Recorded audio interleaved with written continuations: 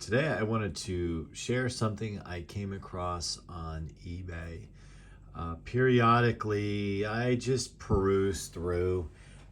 It's not often that I, these days, buy a vintage fan off of eBay, unless it's something I've been really after and just can't find. And there are some auctions I'm watching that have actually been ongoing for a long time because they're super high in price, and I just wanted to check that out. So I came across this Robeson, and it frustrates me when I see people who list things at this price. I mean, it's quite honestly a joke, right?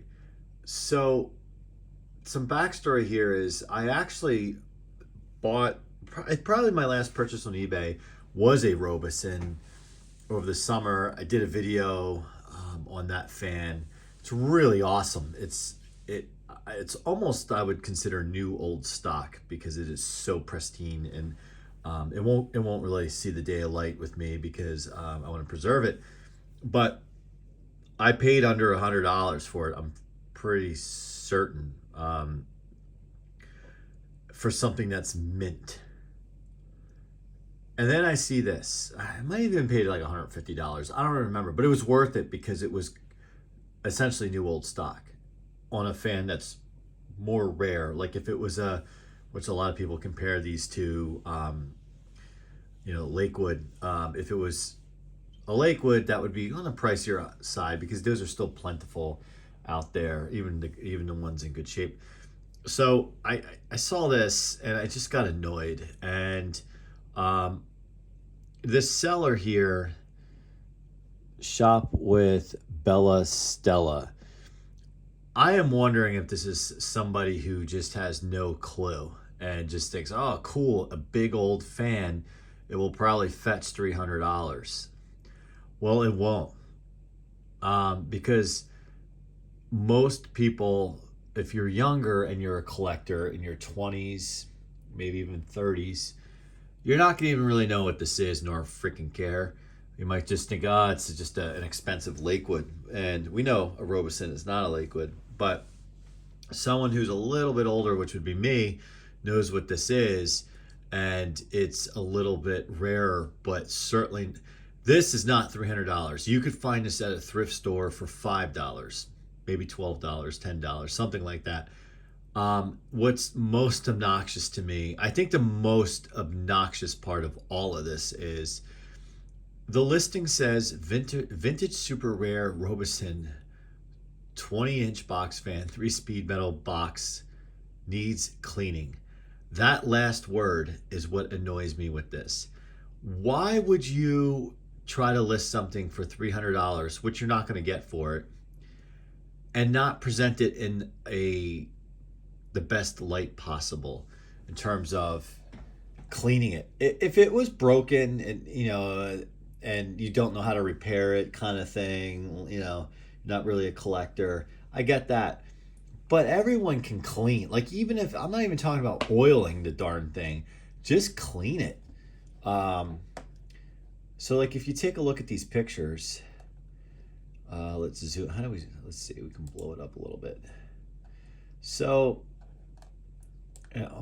it's just like, look at the blades. They're just filthy. Yeah, another picture of it, just dirty.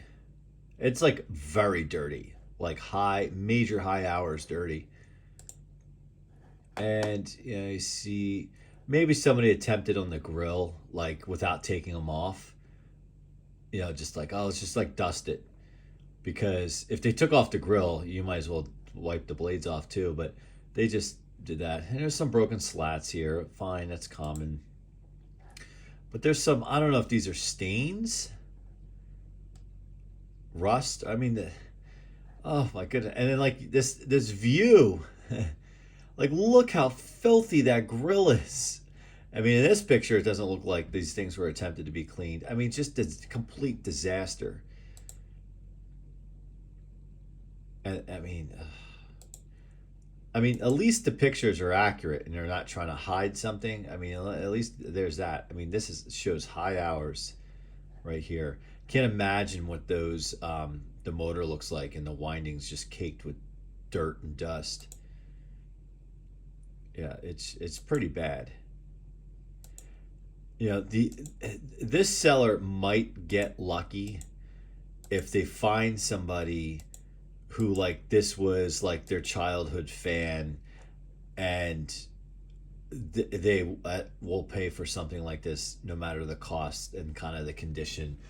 The seller might get lucky and get that person, but that's the long game, right? You have to keep this listing out there for a long, long time to get that lucky. Really, this fan, to me, okay, I know what I want to pay. I know that I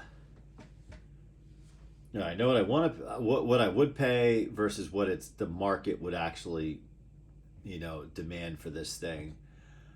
What I would pay is a thrift store price, as I just said. Like, if I saw it in a thrift store, actually, saw it in a thrift store for $20, maybe $30. I would buy it, right? Because I know what I'm doing. It would be fun for me to take it apart, clean it, service it, oil it, get it back and going again, and have a Robeson. Because this would be a Robeson that I would actually use versus the one that I have that is more of a museum piece and just kind of sits squirreled away. I would use this one. It would be fun. If I saw it on eBay and I was looking for this particular model, but it wasn't like the unicorn for my collection type thing where you don't care what the cost is, you just buy it and overpay for it and know you're overpaying for it. I might spend in the 50, if it was on eBay, I might spend in the $50 neighborhood, somewhere in there, a little less, maybe, I don't know, a little more, but that would be it.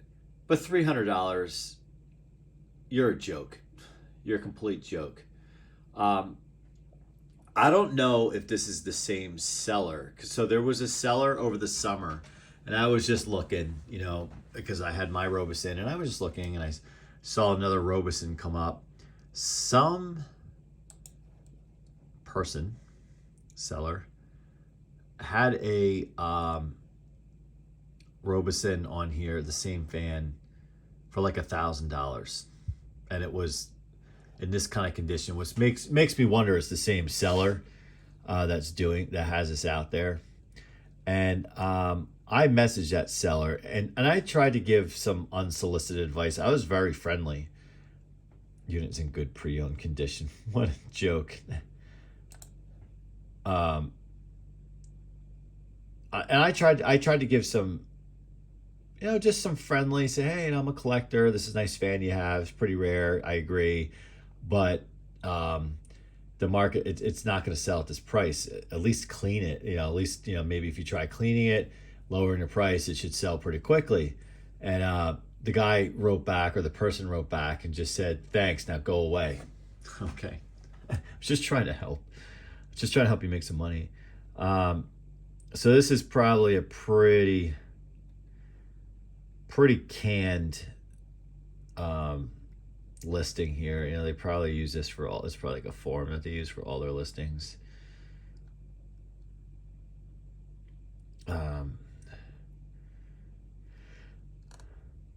Error displaying feedback. Yeah, the error is you're a rip-off artist. So you can clearly see what other items I looked. I tend to look at.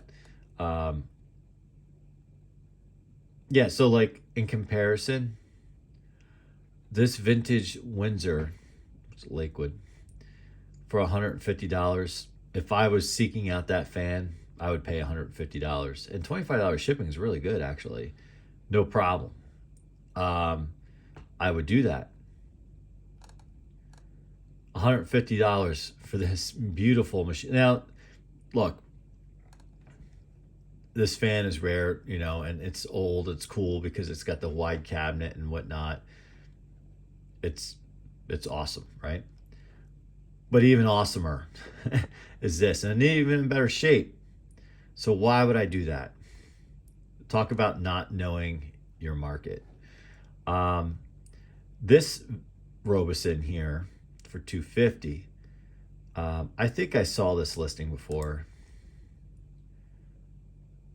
So this, no, I want to pay. This is kind of cool. I actually remember these. Yeah, I'm old enough to remember these.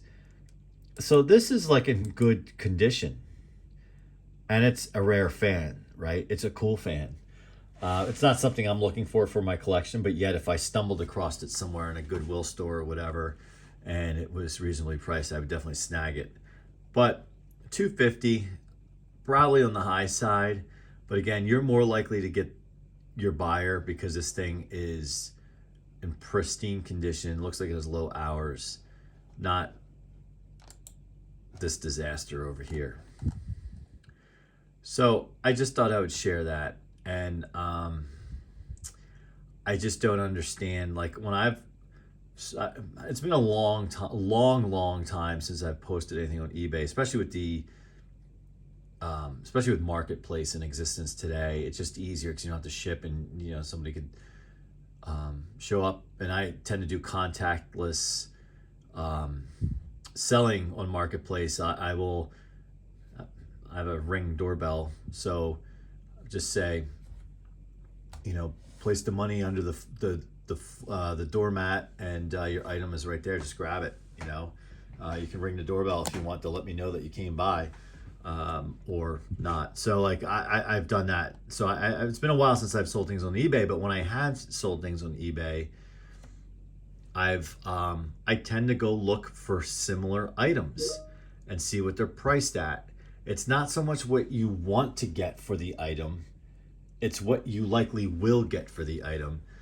Now, maybe I take this for granted because I run a business for a living, for a day job, and like that, maybe I'm taking these things for granted, but it's kind of what I do. So this seller, they may have nothing to do with fans. This may just showed up, and they're like, you know what, we'll just sell this. It's old, we'll sell it, and we could probably fetch $300 for this, but they probably didn't go look at a listing, or they found something like totally pristine and awesome, like even this Eskimo, $150. I would pay that if I was looking for that fan.